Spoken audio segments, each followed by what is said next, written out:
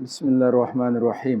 جیسا کہ آج 14 اگست ہے اور یقیناً سب لوگوں نے اپنے اپنے گھروں کو سجایا ہوگا۔ ہمارے بچوں نے بھی اپنے گھر کو سجانے کے لیے کوشش کی ہے اور الحمدللہ گھر کے اندر بھی اس کی کوشش کی گئی ہے اور باہر بھی۔ ٹھیک ہے جی، تو امید ہے آپ نے بھی کچھ اس نسبت سے گھروں کو سجایا ہوگا۔ ایک اہم ترین دن ہے اور اس کے علاوہ جو ہم نے تیاریاں کی ہوئی ہیں بچوں کو انعام دینے کے لیے، اس کو بھی بتاتے ہیں آپ کو۔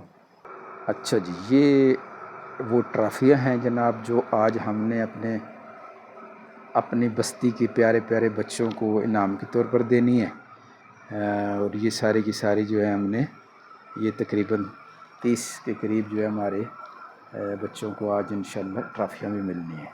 امید ہے آپ لوگوں نے بھی اپنے اپنے علاقوں میں اس کی کوشش کی ہوگی۔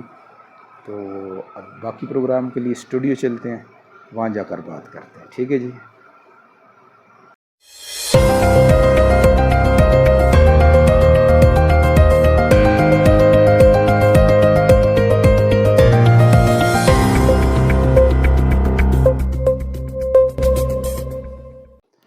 بسم اللہ الرحمن الرحیم۔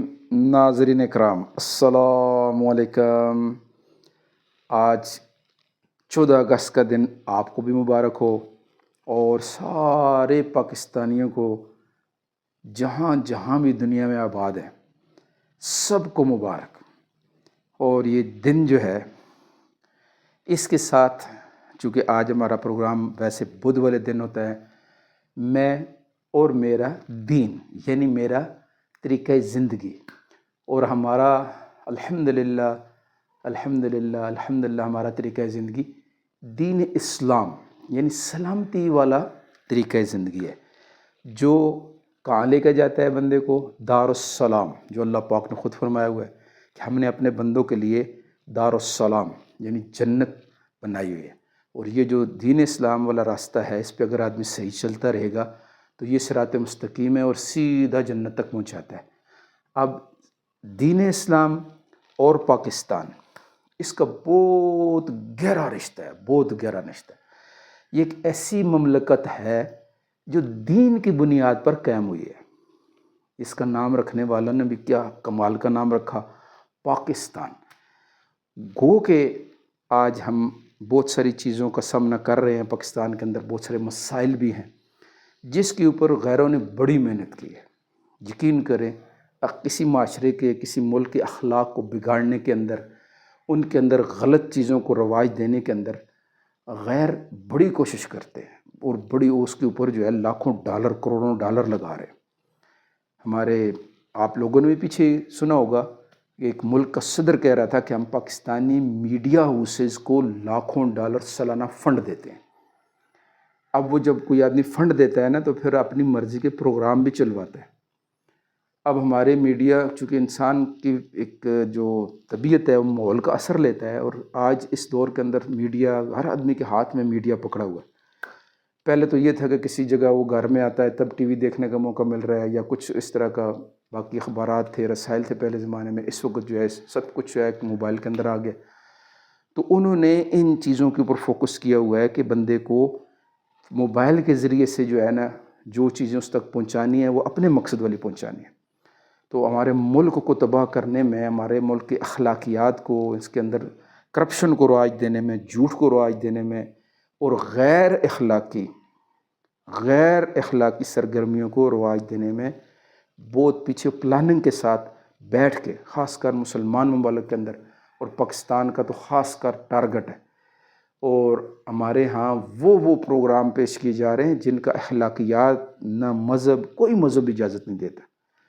کسی مذہب میں بھی ایسی چیزیں نہیں دکھائی جا سکتی، ایسے کردار نہیں نبھائے جا سکتے جو کردار ہمارے میڈیا کے ذریعے ہمارے پاکستانی عوام کو دکھائے جا رہے ہیں۔ اور یہ پیڑ ہے، یہ ان لوگوں کی محنت ہے۔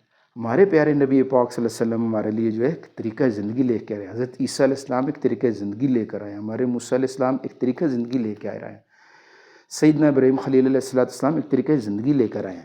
سارے انبیاء علیہ السلام جو ہیں، یعنی ہمارے بزرگ فوت ہو گئے ہیں، مولانا محمد احمد صاحب بھاولپور والے پروفیسر تھے، اور وہ ایک بات فرمایا کرتے تھے کہ ہر دور میں ہر نبی علیہ السلام جو اللہ پاک نے دنیا میں بعثت فرماتے تھے، مبعوث فرماتے تھے، تو ان کا ایک ہی کام ہوتا تھا کہ اللہ کے بندوں کو اللہ پاک کا پسندیدہ طریقہ زندگی سکھلانا، تاکہ بندے اللہ سے جڑ جائیں، اللہ کی محبت میں آ جائیں اور کامیاب ہو جائیں۔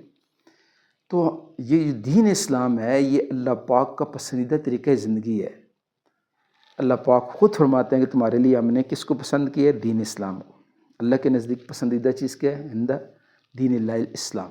اللہ کے نزدیک جو ہے سب سے پسندیدہ طریقہ کیا ہے؟ سلامتی والا دین ہے، یعنی اچھے اخلاق والا، اچھے معاملات والا۔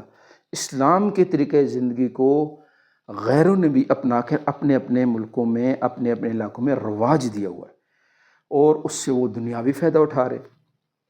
اور اللہ پاک نے جو ہمارے لیے دین اسلام منتخب کیا ہوا ہے، تو اس کے ساتھ پاکستان کا ربط ہے، پاکستان اس کے ساتھ جڑا ہوا ہے۔ اس ایک پاکستان کو بننے کے لیے، یہ تو ہمیں ہجرت کے موقع پر پتہ ہے، 1947 میں جو یعنی 4.5-5 لاکھ خواتین، بچے اور مردوں نے جو ہے شہید کیے گئے ہیں، لیکن پیچھے بھی 100-150 سال کی جو انگریزوں کے خلاف مزاحمت تھی، وہ بھی صرف مسلمان ہی کر رہے تھے، مسلمان علماء اکرام کر رہے تھے، مسلمان مجاہدین کر رہے تھے، مسلمان سیدنا اسماعیل شہید رحمۃ اللہ علیہ بالاکوٹ کے اندر، جن کا بہت بڑا انہوں نے مارکہ چلایا تھا، ان کے خلاف بھی ایک سازش کس طرح کی گئی۔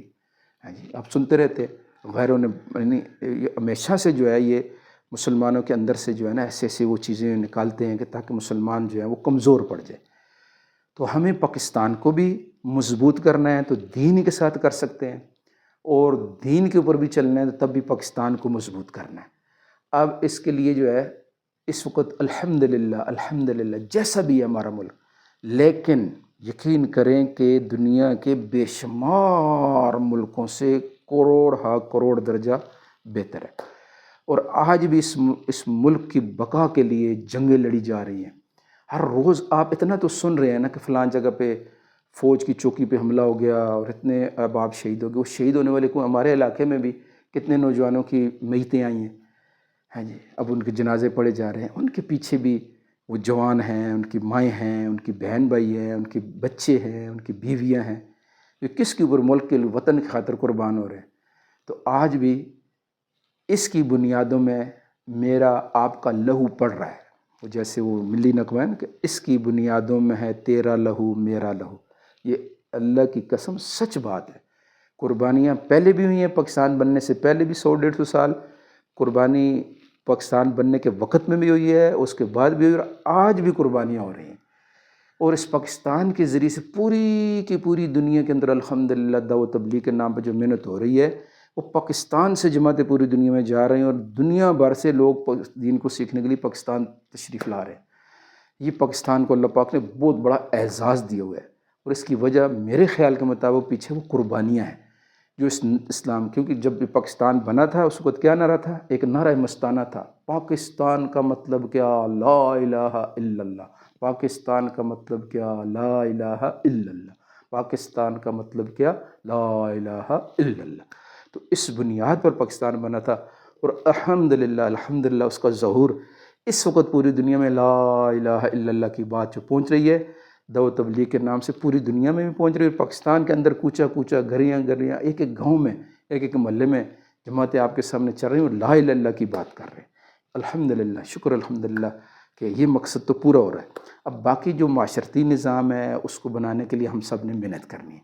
تو 14 اگست کے حوالے سے آج ہم نے جیسے آپ کو ویڈیو دکھائی ہے کہ الحمدللہ ہمارا آج پروگرام ہے، بچوں کو انعامات دیں گے۔ یقیناً آپ نے بھی کیا ہوگا، کیونکہ پچھلے 3-4 پروگراموں میں آپ سے بھی درخواست کر رہے تھے، آپ نے بھی بچوں کو، اپنے محلے کے بچوں کو، اپنی بستی کے بچوں کو، ان کی حوصلہ افزائی کے لیے، اور گھروں کو سجانا، جیسے ہم نے دکھایا، ہم نے بھی اپنے گھر کو سجایا ہوا ہے۔